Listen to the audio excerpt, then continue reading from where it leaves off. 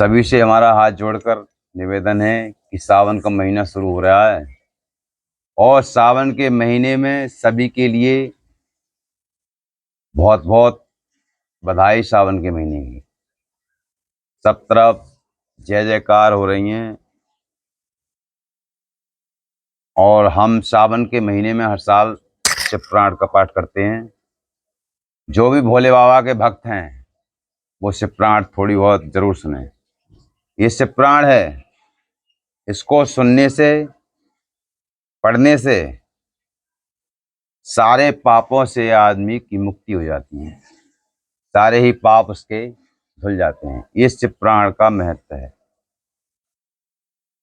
तो सभी के लिए हमारी हाथ जोड़कर जय भोले की, जय सीताराम, ओम नमो नारायण आदेश। तो ये विंध्येश्वर संहिता का नाम है, विंध्येश्वर संहिता। शिव पुराण विंध्येश्वर संहिता। प्रयाग में सूत जी से मुनियों का तुरंत पाप नाश करने वाले साधन के विषय में पूछना। प्रयागराज में सूत जी से मुनियों का तुरंत पाप नाश करने वाले साधन के विषय में जानना। ऐसा कौन सा साधन है तुरंत पाप धुल जाए आदमी की? आधंत मंगलम जात समान भावा मार्य तमीसम जरा जरा मर्मात्म तो देवम पंचानन प्रबल पंच विनोदशीलम स्वभावै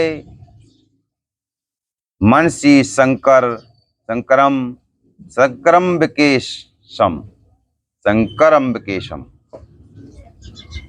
जो आदि और अंत में तथा मध्य में भी नित्य मंगल में है, जिनकी समानता अथवा तुलना कभी भी नहीं, कहीं भी नहीं है, जो आत्मा के स्वरूप को प्रकाशित करने वाले देवता परमात्मा हैं, जिनके 5 मुख और जो खेल ही खेल में अनायास जगत की रचना, पालन और संहार तथा अनुग्रह एवं त्रोभाव 5 प्रबल कर्म करते रहते हैं, उन सर्वश्रेष्ठ अजर अमर ईश्वर अंबिकापति भगवान शंकर का मैं मन ही मन चिंतन करता हूँ। व्यास जी कहते हैं, जो धर्म का महान क्षेत्र है और जहाँ गंगा यमुना संगम हुआ है, उस परम पुण्यमय प्रयाग में जो ब्रह्मा लोक का मार्ग है, सत्यव्रत में तत्पर रहने वाले महातेजस्वी महाभाग महात्मा मुनियों ने एक विशाल ज्ञान यज्ञ का आयोजन किया। उस ज्ञान यज्ञ का समाचार सुनकर पौराणिक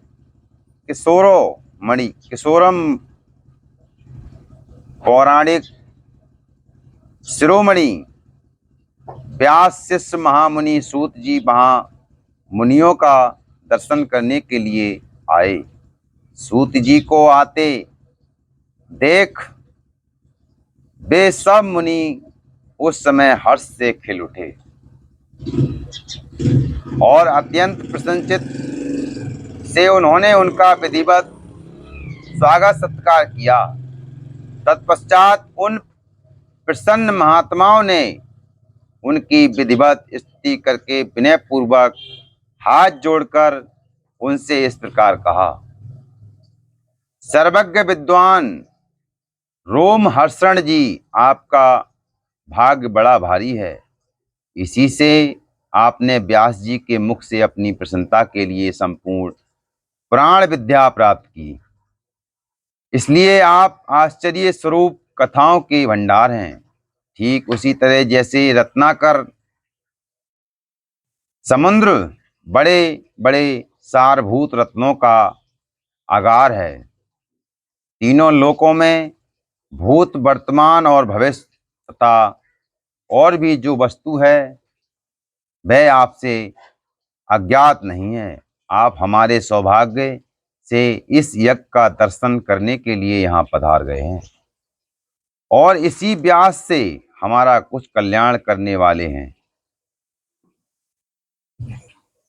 क्योंकि आपका आगमन निरर्थक नहीं हो सकता। हमने पहले भी आपसे शुभाशुभ तत्व का पूरा पूरा वर्णन सुना है, किंतु उससे तृप्ति नहीं होती। हमें उसे सुनने की बारंबार इच्छा होती है।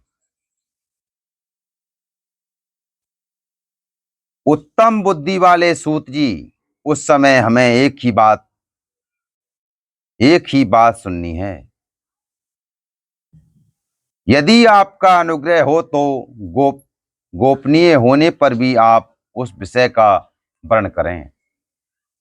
घोर कलयुग आने पर मनुष्य पुण्य कर्म से दूर रहेंगे, दुराचार में फंस जाएंगे और सब के सब सत्य भाषण से मुंह फेर लेंगे। दूसरों की निंदा में तत्पर होंगे, पराये धन को हड़प लेने की इच्छा करेंगे। उनका मन पराई स्त्रियों में असक्त होगा और वे दूसरे प्राणियों की हिंसा करेंगे। अपने शरीर को ही आत्मा समझेंगे। मूढ़, नास्तिक और पशु बुद्धि रखने वाले होंगे। माता पिता से देश रखेंगे। ब्राह्मण लोभ रूपी ग्रह के ग्रास बन जाएंगे। वेद बेचकर जीविका चलाएंगे। धन का उपार्जन करने के लिए ही विद्या अभ्यास करेंगे। कलयुग में ऐसे लोग हो जाएंगे और मद से मोहित रहेंगे। अपनी जाति के कर्म छोड़ देंगे, प्रायः दूसरों को ठगेंगे। तीनों काल की संध्या उपासना से दूर रहेंगे और ब्रह्म ज्ञान से शून्य होंगे। समस्त क्षत्रिय भी स्वधर्म का त्याग करने वाले होंगे। कुसंगी, पापी और व्यभिचारी होंगे। उनमें शौर्य का अभाव होगा। वे कुत्सित चौर्य कर्म से जीविका चलाएंगे। शूद्रों का सा बर्ताव करेंगे और उनका चित्त काम का किंकर बना रहेगा। वैश्य संस्कार, भ्रष्ट, स्वधर्म त्यागी, कुकर्मी, धनोपार्जन परायण तथा नाप तोल में अपनी कुत्सित वृत्ति का परिचय देने वाले होंगे।